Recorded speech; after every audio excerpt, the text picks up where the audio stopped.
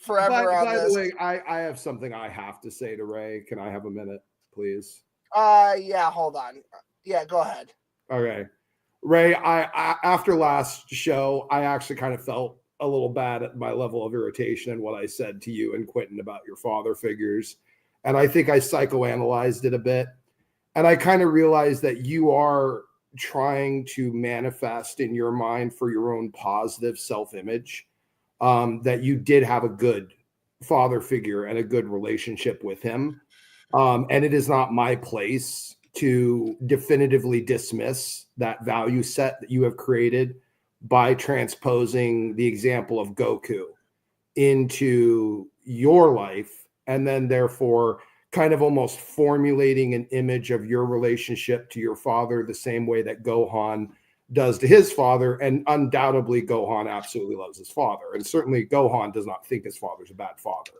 So I think I, in a way, wanted to apologize to you that I got irritated at you and Quentin, and I dismissed a secondary aspect of the perception that if you had developed a positive value system from that relationship with your dad that you've transposed from the Dragon Ball Z universe, it's not my place to attempt to fully and completely dismiss that life experience and the value that you yourself have found in it, and because you've turned into a decent man. It's not proper for me to completely and fully dismiss the aspects of your relationship you have with your dad and the relationship that Gohan has with his father. So I wanted to give you that apology. Well, I appreciate that, but I don't really think you have anything to apologize for. And I think I'd really like to, if possible, at some point, whether this stream or in the future, I think we should broach that subject again, because I think it's very important. And I actually thought about it a lot as well after the fact. I wasn't necessarily prepared. I didn't think about it ahead of time. I was just kind of like enjoying myself in the conversation and jestingly offered the debate. And had I actually gone into it like such, I should have been prepared to take notes, knowing how you present your information, because I was not prepared for the amount of listening I had to do to come up, like actually present my points on each of the points. Hold on, please. All right. I don't think you're necessarily wrong with anything you say. And I think one of the biggest takeaways I've had since that conversation is, I guess the easiest way to explain it would be this. Will, when you had your child, how many instruction manuals were you given? Actually, believe it or not, they give you one in the hospital, but I'll tell you, it's completely fucking useless. Yeah, but I mean, like from God himself. From God himself, like there's nothing in your brain that like pops up. There's no system that you get when the child's born. And I guess what I'm trying to say is that nobody's perfect, and especially parents. Most people aren't having a child when they're actually trying to have a child. It's not like they have all the skills and knowledge on how to best raise that child. That generally most parents do the best that they can, and that's all I think you can really expect from somebody. My father, I talked to my dad about this subject itself, and you were right in regards to, I think you said something about my father was somebody who wasn't necessarily around me that much. And I did find myself in a place of being solitary for quite a bit of my life. And I actually find that that's an area for growth when you are in that solitary space. I think all the points you mentioned about fathering were all well-intentioned, good points that are true. I just think that nobody's perfect, especially as a father. So like with the Goku conversation, the topic I think in your head was like, what's the definition of a perfect father? And it's definitely not fucking Goku. And fair enough. Absolutely. I agree with you. And in my head, I wasn't even thinking of it from the concept of a perfect father. I was just thinking of the good characteristics and qualities that Goku was actually able to exemplify. Because to me, I think that is the most important thing of fathering, is to be able to teach your child how to be the best that they can be and how to tackle the catastrophes. How to handle catastrophes, I think, is the most essential part of being a father, because anybody can handle the trivial shit. Anybody can show you how to balance a checkbook or how to wash your clothes, how to mop the floor, mow the lawn. Anybody can fucking teach you that.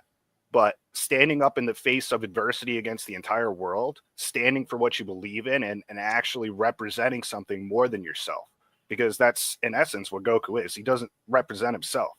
He stands for something more than that, which is progress, which is growth, which is seeking more than what you currently are, which I think are wonderful characteristics. And in the whole story of Dragon Ball, Goku never tries to push his own beliefs on Gohan, which I think is very important. He lets Gohan, in the beginning of the story, the first time you see Gohan, he says he wants to be a scholar.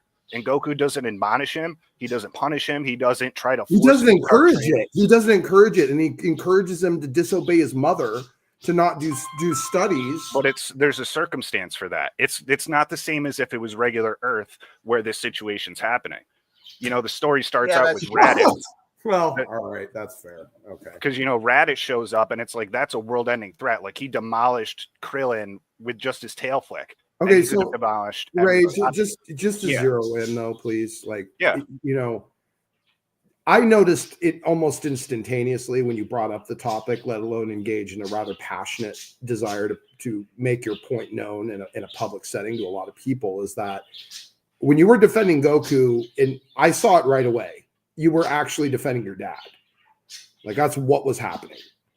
Like, you were attempting to, in your mind, you relate essentially as, it's funny we call you base Goku, because it seems in the story you relate more with Gohan.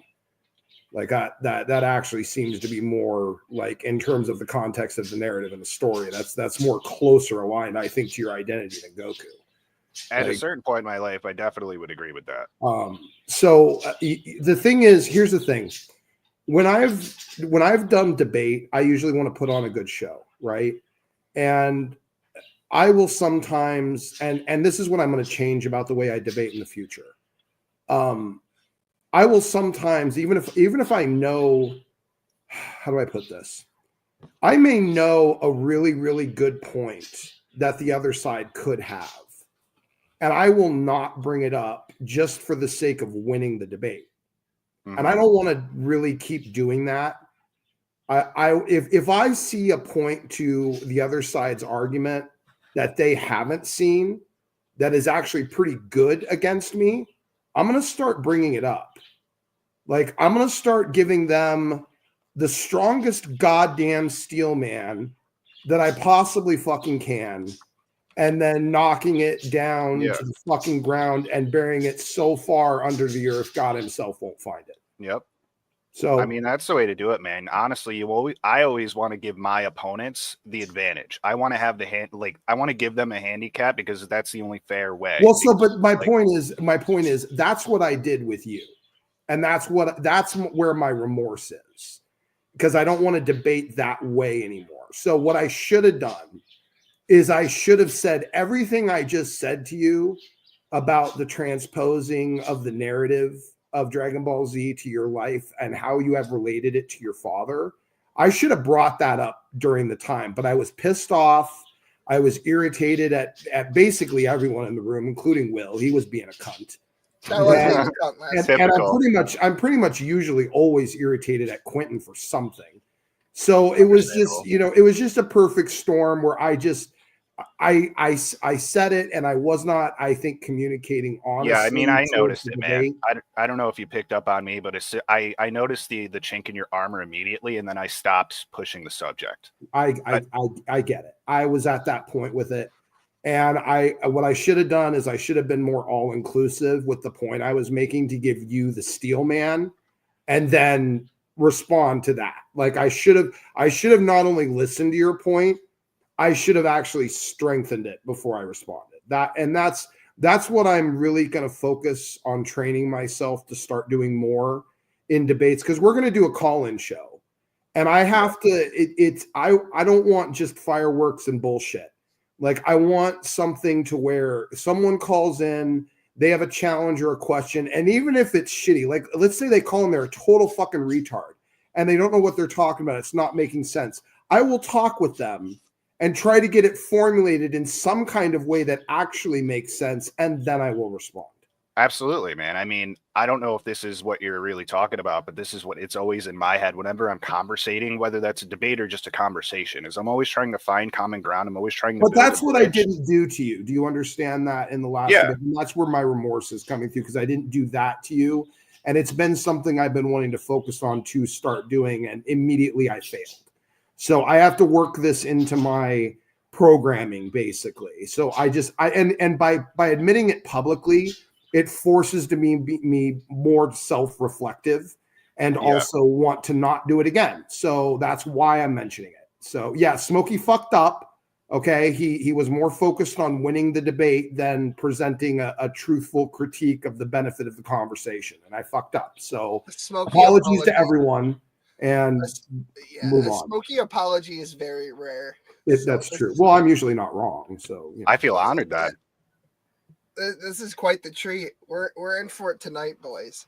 We are covering that Bishop. We are covering.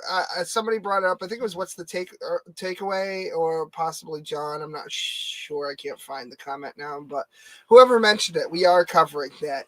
I told Smokey about it. And he's like, "Well, I hope Quentin's not here for that because it's going to be a problem, probably." And I was like, "Oh, well, this will be interesting." I mean, can I share something, Will? Is that okay? Yeah, that's fine. I just a thought that popped in my head based on what Smokey was saying, thinking about it. I think what it is that I had rose tinted glasses looking at Goku, especially when I was younger, and I conveniently noticed all of the good qualities that I also noticed from my own father. Which is just, it's a human thing, you know. We each have our own like ego that like influences our perspective. I think that it's easily fair to pick either good or bad points for him in regards to being a father, because I think it's fair to say that nobody is perfect, especially at parenting. So you're not going to do everything right. Well, yeah, but Ray, on that point though, I mean, you do understand, like, there has to be, even if you don't know exactly where the line is, you should be able to decipher a good father from a bad father. Like, I mean, like, you can't look at like a fucking, I don't know, a kid diddler, you know, who's diddling his kids and be like, well, he's trying his best. Do you know what I mean? I guess that's where it even comes from, is like, compared to a kid diddler, Goku's pretty good. Well, yeah, right. I mean, that's not exactly a fucking high bar, but yeah. No, I know that. But I guess actually said something like that once. That Caillou, he actually said something like that once. That's why it's extra funny. I just kind of like at least. I expect I kind of just assume that everybody else is pretty much brain dead and retarded and can't do anything by themselves. So like anything above brain dead and retarded, like, you're not doing too bad. Yep, that's fair. I think a lot of us kind of feel that way, especially with how things have been. A lot of people in this little community that we've cultivated are surrounded by people who are much, much more retarded than they are. Dude, the fact that Joe Biden got a single vote, I'm sure there's at least one real human that actually voted for him. And that's sad. That's like a scary world that we live in. If you think that, by the way, if you think that Quentin is dumb, you should see the people he has to deal with. All right? It will shock you. I don't think he's dumb. I think he's just got too tight of a fucking clench. You know, the thing that really lit my fuse actually last time with Quentin is when he fucking said to me, "Oh, he was a good father, but he failed to be a good father." I literally, like, my brain fucking short-circuited, and I was ready to just absolutely snap. And at that point, I was basically done with all of it, and I was just gonna say whatever I could. I hear you. I'm just saying the flavor of retard, the flavor of ultra instinct Down syndrome that Quentin has to deal with on a regular basis. If you think that he's retarded, you have no fucking idea. You have no fucking idea. You become what you surround yourself with, especially if you're not conscious to like get rid of it. It's like filling a sponge up with dirty water. That's the fuck part with Quentin is he has moved in the past year, I think 5 or 6 times, right? Because he doesn't have family. He doesn't have anybody. I'm sorry. In what universe is a father who fails to connect with their child a good father? In what Quentin, get your fucking ass in here. In Quentin's universe, I don't even know if he's here yet. He's not like in chat or anything.